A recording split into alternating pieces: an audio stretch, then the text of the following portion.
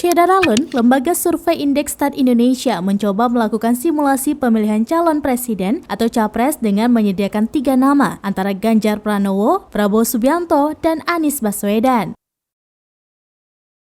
Hasilnya, mayoritas pemilih Partai Kebangkitan Bangsa atau PKB memilih Ganjar Pranowo sebagai capres. Wawancara survei diselenggarakan secara tatap muka pada tanggal 10 hingga 19 Oktober 2022.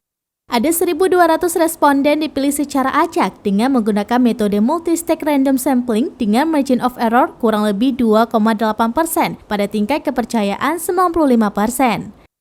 Deputi Direktur Eksekutif Indeks Stat Nicola Fedri menjelaskan tidak ada nama Ketua Umum PKB Muhaimin Iskandar atau Caimin dalam simulasi 3 nama ini. Walhasil, pemilih PKB kebanyakan memilih Ganjar sebagai capres ketimbang Prabowo maupun Anies.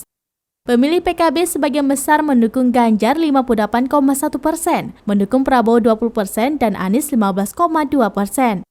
Dalam simulasi 3 nama ini, Ganjar menjadi capres yang paling banyak dipilih dengan 35,5%, kemudian Prabowo 28,2% dan Anies 24,7%.